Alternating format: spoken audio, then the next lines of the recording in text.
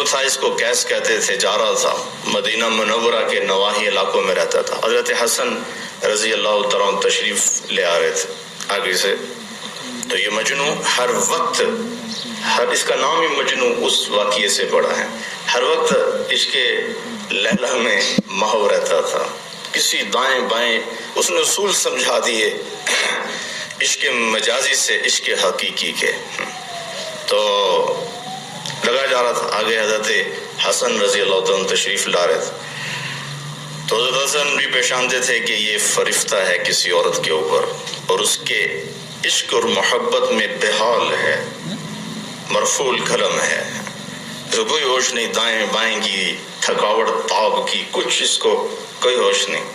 تو تشریف لا رہے تھے تو آمنا سامنا ہو گیا. حضرت نے فرمایا کہ مجنو کیس تو یوں جھکا ہوا تھا مراقبے میں لیلا کے عشق کے. ایک دم جب اس نے سنا کہ کوئی عشق کے سمندر میں کوئی اور تموج ہوا ہے تو اس نے اپنی آنکھیں اٹھا کر دیکھا. تو حضرت حسن ایک دم ادب سے کھڑا ہو گیا، کیونکہ وہ آل رسول میں سے تھے، پہچانتا تھا.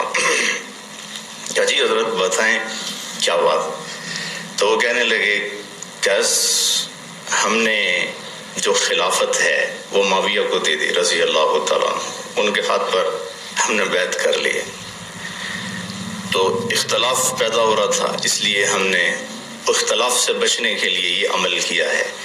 تو بتا ہم نے صحیح کیا یا غلط کیا؟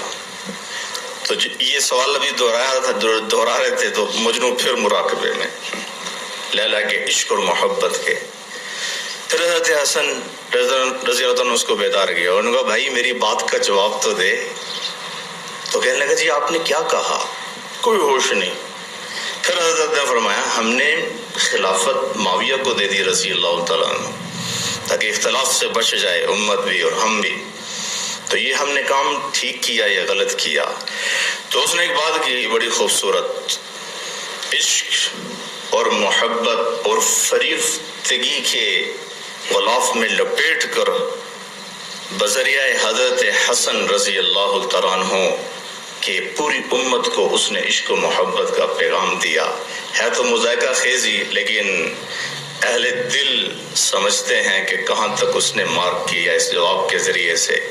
تو وہ کہنے لگا کہ بھائی مجھے تو خوشی اس وقت ہوتی کہ جب آپ حکومت لیلا کو دے دیتے. آپ حکومت لیلا کو دے دیتے تو یہ بہتر تھا کہ آپ نے حضرت معاویہ کو دے دی رضی اللہ تعالیٰ عنہ. تو حضرت جس طرح آپ مسکرائے ہیں، اس طرح حضرت حسن رضی اللہ تعالیٰ بھی مسکرائے، اور اس وقت انہوں نے کہا تو مجنو ہے. تو مجنو کا نام مجنو کیس تھا، تو اس وقت سے شروع ہوا مجنو.